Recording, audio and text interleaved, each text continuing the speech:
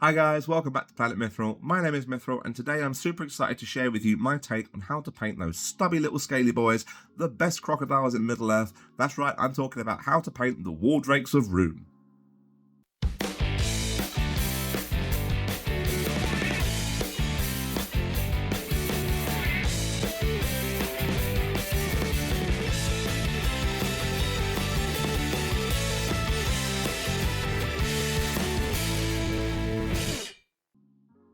I am beyond excited to share my recipes for you today for these good boy crocodiles. Now with these sculpts, it's much easier to think of them as having an upper half and a lower half. The harsher, sharper lines of the scales and armour plating contrast well with the softer, more flowing, saggy texture of the flesh underneath, all blended together with some lizardy, mottling details which help to unify the Drake scheme, whatever palette you choose to go for. I thoroughly recommend playing around with paint schemes. There is great scope for some really unique looking designs, and these models take most of them really well. I'll be showing you how to paint my turquoise scale drake today, and I'll be detailing some alternatives I've done at the end of the video. Now I'll be working my drake here off a black undercoat which I've applied with Citadel Chaos Black spray prior to painting. Brush is ready, let's get painting.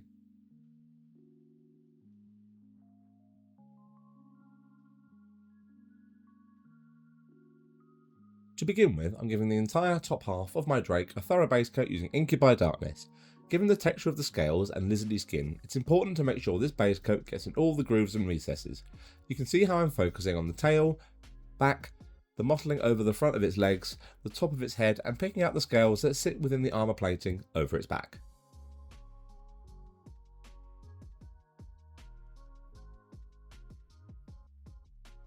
With the back of my drake thoroughly incubied, I'm going to apply a pre-shade layer now using a 1-to-1 mix of Incubi Darkness and Kabalite Green.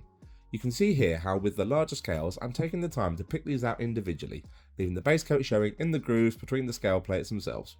I'm also picking out the spines over its shoulders and detailing the structure of his upper jaw and face. Now with the mottling, I'm being a little bit extra here and taking the time to pick out the individual dots over the texture and surface of his skin. This is a personal preference as I feel this gives the best result, however a targeted dry brush over these stages would also work just as well, so you don't have to self-flagellate as much as I clearly am.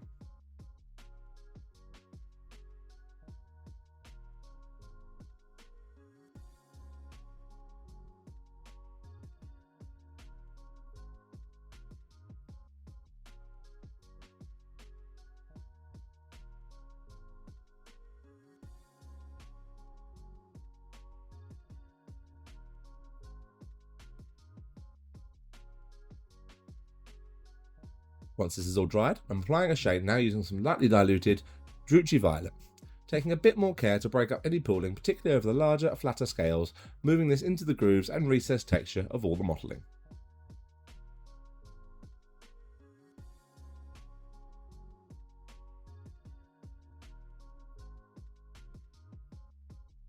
Now my shade is thoroughly dried, I'm applying a layer now using pure Kabalite Green. You can see how I'm carefully starting to define the individual scales over my drake, picking out protrusions first, then framing the outside of the scale, working my way down his back. Personally, I found it easier to tackle these a line at a time, framing these and then applying a layer over the front of the spines to help reinforce the transition of light as well as the further defining the cracks, scales and folds over his face. With the mottling in particular, again you can see how I'm trying to hit each dot individually but not being super careful to get each and every one. It doesn't matter if you miss a few as this will just help the overall texture.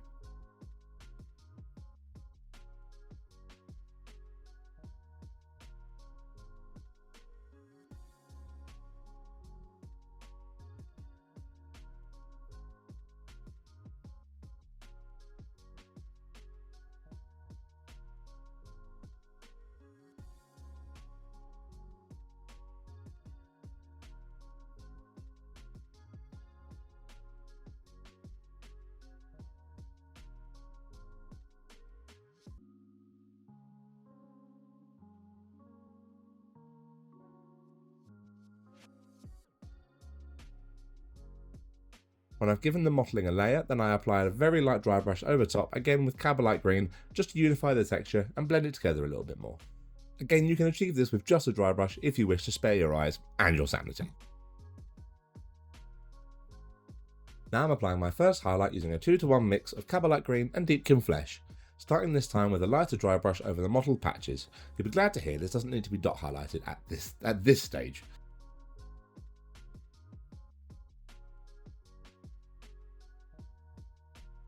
and I'm pretty much following the same process I used for the layer stage, further framing the edges of the scales but keeping my application more precise and targeted, again to reinforce light and shadow over their curved surfaces.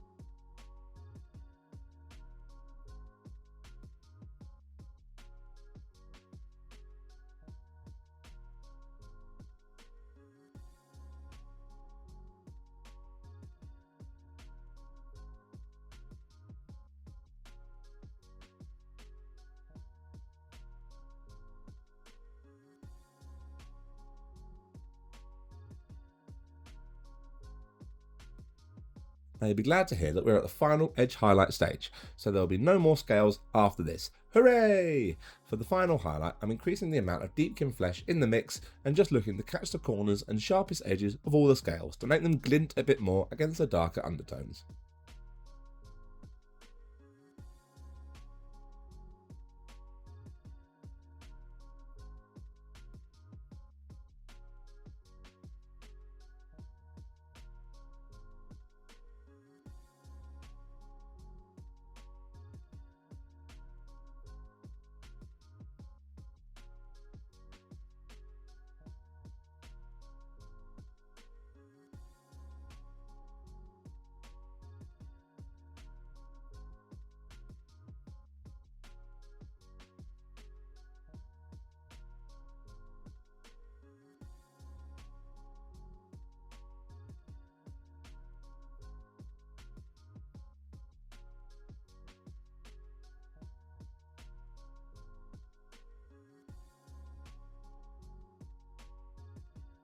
Again, with the mottling, this is being stippled carefully over the texture, and I'm bleeding down slightly onto the underbelly just to soften the transition between these two sections later on, as well as a very light dry brush over top once again to tie the texture together a little bit more.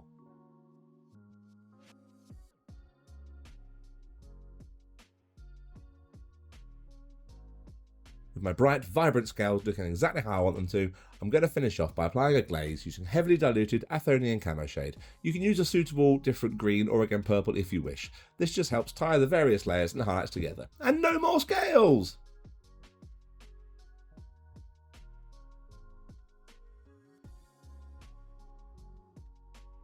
Now I'm going to tackle my Drake's squishy underbelly areas.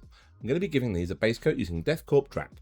I'm making sure to work this in between all the folds and particularly around the backs of the legs and the claws. If you're like me and you've been too excited and already fixed your crop to the base, this could be challenging, so just be careful and as thorough as you can.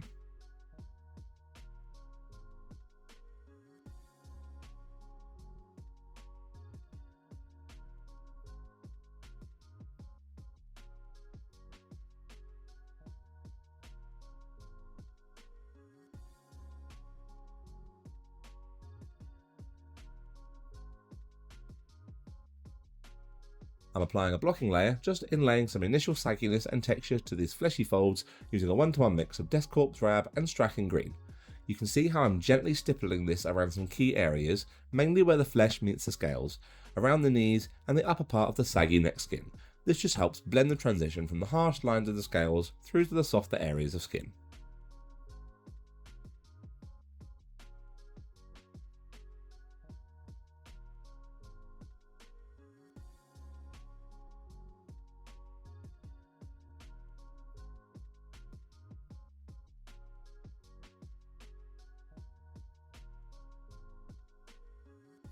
I'm now shading back all the underskin using some diluted Athonian camo shade, again working this into all the folds and grooves around the model to provide shading to its musculature and frame.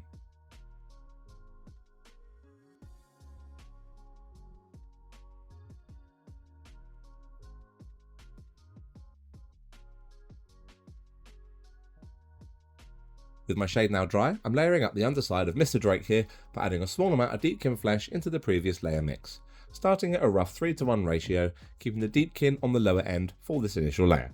My goal here is to try and blend in the shape and roundness of the underskin as much as I can to keep the transition from shadow through to light nice and soft in comparison to the harsher looking scales.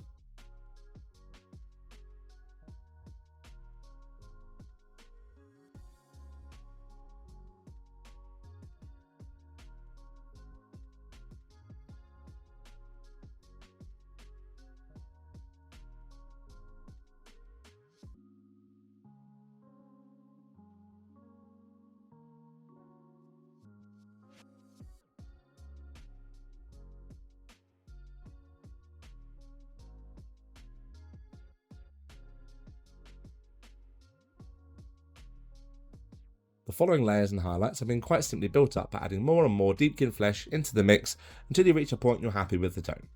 I've stopped at a rough 3:1 ratio mix in favour of Deepkin against the previous layer mix.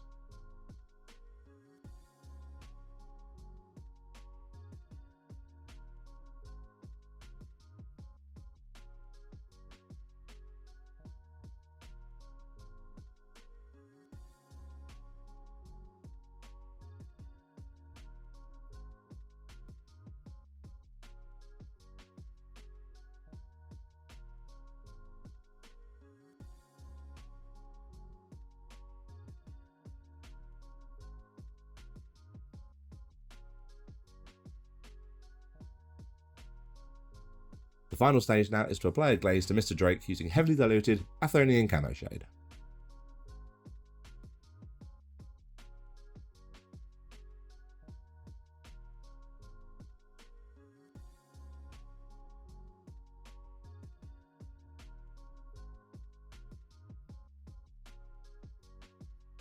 Now I'm carefully picking up the spines that run down along the side of his body, his teeth if they're showing of course, and his claws now using Rakarth Flesh, being careful not to clip the finished torso.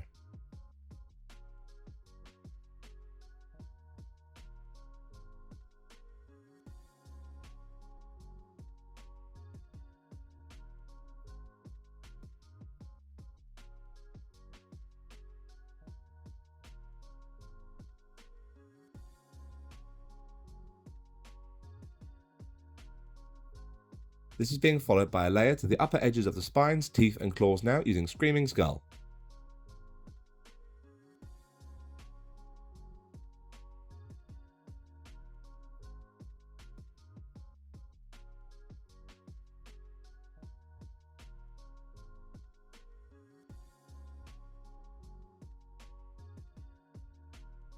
And finally being hit with an edge highlight using Pallid Witch Flesh to give a bit more sharpness to these areas.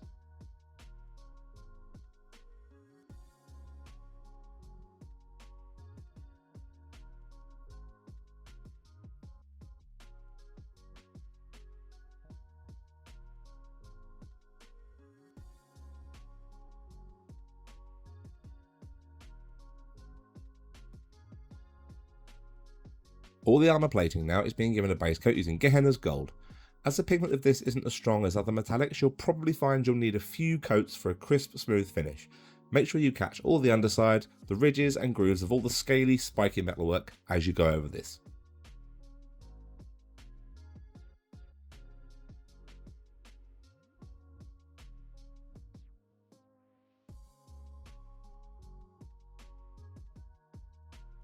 This is now being given the first of two shades. The first one using some slightly diluted Druchii Violet, making sure to give the gold an even coating and breaking up any pooling again over the flatter surfaces of metal.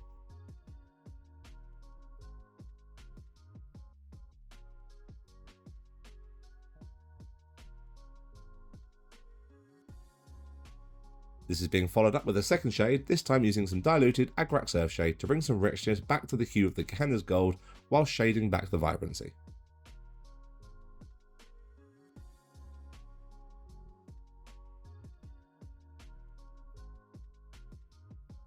Okay, now that my armour plating is shaded and toned the way that I want, I'm going to work my way around all the metalwork and apply a highlight using Liberator Gold.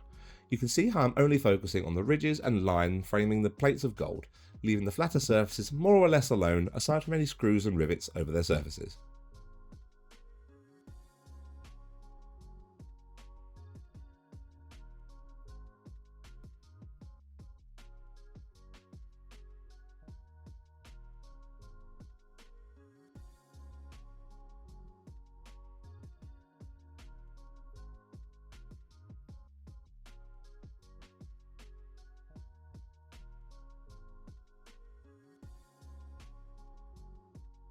Finally, I'm applying a dot highlight to the corners and sharper edges of gold now using Stormhost Silver.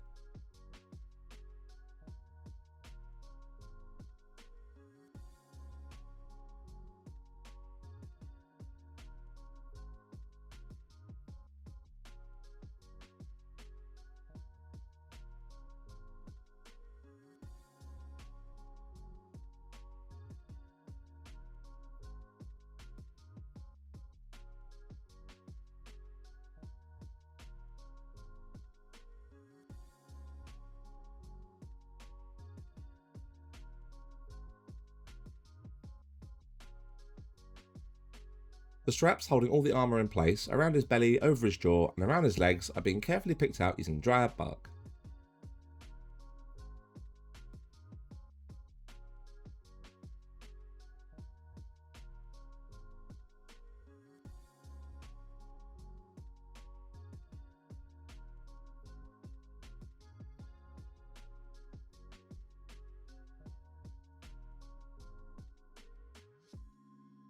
These are all now being edge highlighted using Gorthor Brown.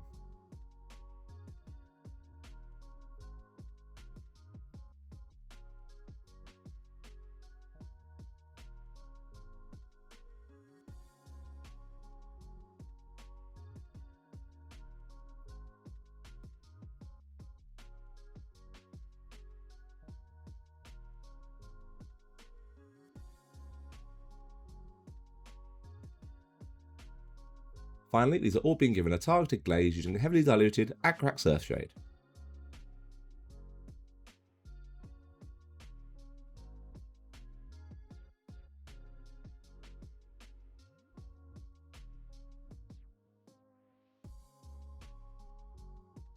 I'm picking out his tongue now using Bugmans Glow.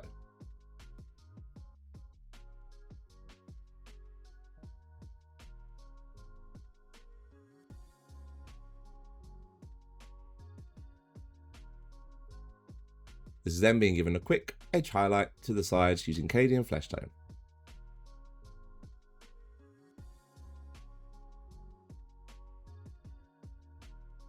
The eye recesses are now being picked out using Abaddon Black.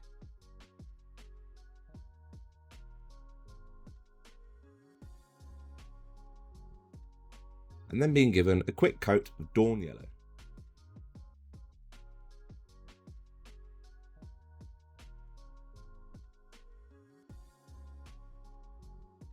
And finally, a thin vertical line of Abaddon Black drawn down the centre just to finish off the eyes.